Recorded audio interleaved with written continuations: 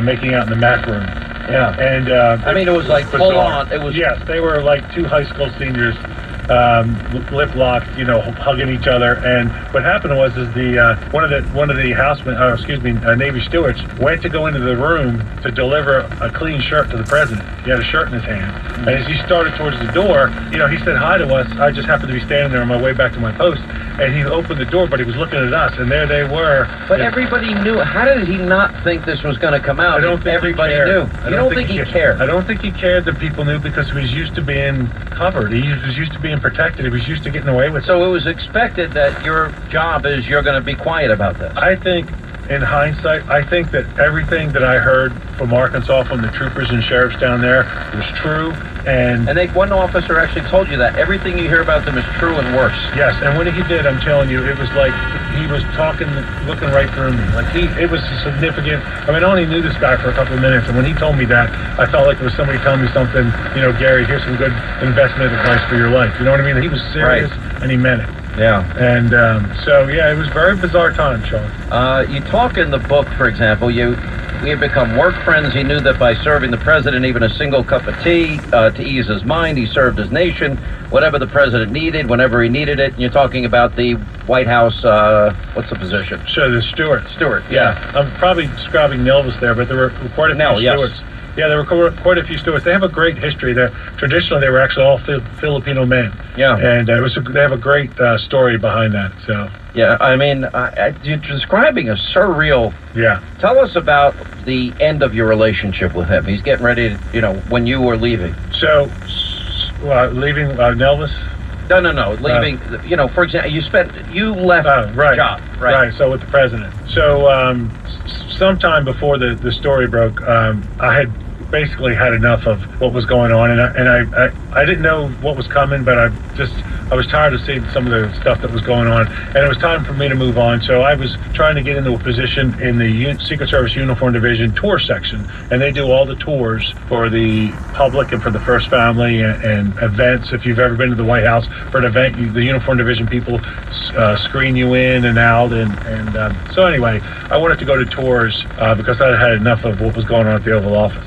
Yeah, and then eventually I left tours and went out to the training center to get away from it. And then, of course, when the story broke, all those relationships with those people were under huge strain because everybody was terrified about testifying.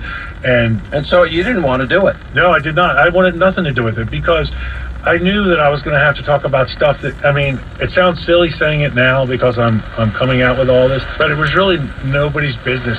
And I mean that as far as it could all been stopped by the president coming forward and manning up and doing the right thing and saying, yes, this did happen. Here's the steps we're going to take so it never happens again. And I'm sorry. And get on with running the government instead of that huge debacle with Congress. It was incredible. Yeah. You were even threatened at one point that somebody would arrest you in front of your pregnant wife. Yes. The FBI agent that was involved in one particular day when I was being deposed at Judge Starr's office, temporary office, and they were trying to get me riled up, and they did. And you know, it was a little embarrassing that I let them get me riled up, but you know, you can only when you threaten to, you know, talk about somebody's spouse with your first kid, that's a little nutty. Yeah, it was over the top, and he got what he wanted, a reaction, and I gave him one. When we hear the stories and we go over, for example, the Secret Server email thing of Hillary. Yes. When we hear that, and you discuss a little bit in the book about Benghazi and some of the other current events, but that fits the character. Absolutely, it falls right into place. It's the same mentality or actions that I saw the whole time I was there. Hillary Clinton, I don't have to follow procedure. You do what I want when I do it. Do as I say, not as I do. You say all of this was such a distraction to such a big level that governing was last on their list. Yeah, that's exactly the way it appeared. And this is somebody who watched close by. You know, when all your staff, when George Stephanopoulos and Rahm Emanuel and these guys are doing nothing but putting out scandals and trying to fix stuff and twist it, Christ, they must have been exhausted when you think of all the scandals. You even talked about Leon Panetta and Dick Morris huddling. Leon Panetta was the target of Hillary and Dick Morris discussing how to get rid of him as the chief of staff. Well, I'm not sure if they were actually trying to get rid of him. But what they were doing is they were they were meeting with Dick Morris at night. Now, we would see Dick Morris come in usually around 10 o'clock at night. We'd get a phone call from the Southwest Gate, and the guy would say, hey, Gary Morris is here. And he'd come up, and he always looked like he was lost in the West Wing. He'd come through the West Side, and then if the president wasn't in the Oval Office, we would give him directions to walk to the next office or get him over to the mansion. And then, now, of course, we used to Was he closer to Hillary or to Bill? Well, he was closer to Hillary. She apparently was his friend. And he was, back then a Republican operative. Right. And he was teaching them what he had kind of claims he invented was, triangulation. Excuse me. Triangulation, right. Triangulation.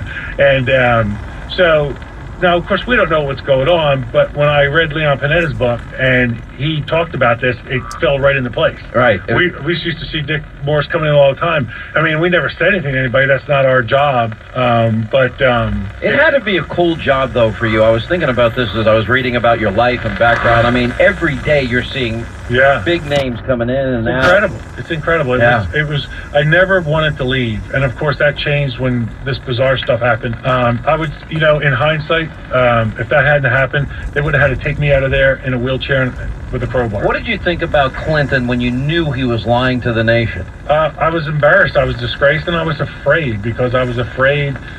I mean, as far as the relationship with the intern went, I was afraid. I knew it would come back to us. You know it would. You know it would come out. There's too many people that knew.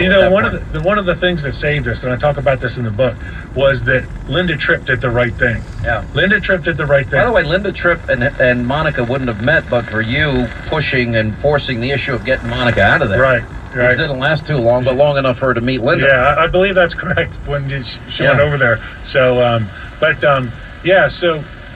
Linda Tripp, Linda Tripp, by encouraging Monica to keep the dress and then getting hold of it, that was evidence. Right. And if that wasn't there, it would have just been our word against his.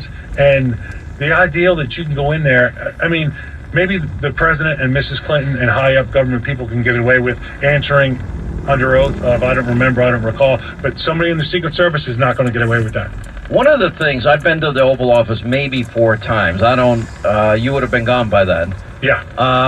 But I remember the first time I walked in there, it was like a surreal experience. Yeah. You don't really feel like it seems like everything is in slow motion. It never goes away, that feeling.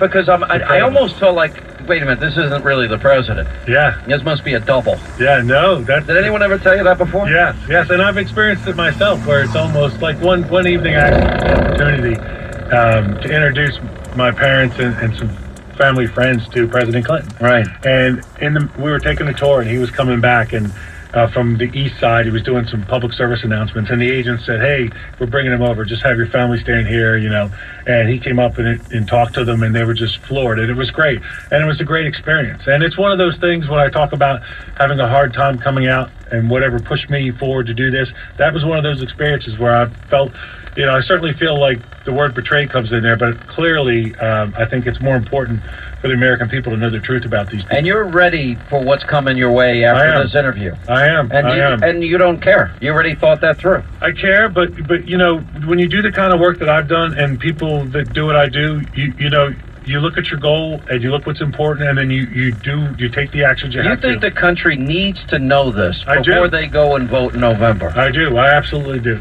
So the person that we know in Hillary Clinton is a phony. It is a mirage. It's not real. No, it is. It's a carefully manufactured political robot, basically. It's not even carefully manufactured. If you really pay attention and you're not completely a Democrat or a Clinton follower, you see these things I'm talking about. It's true. You see the edges. You've heard these stories.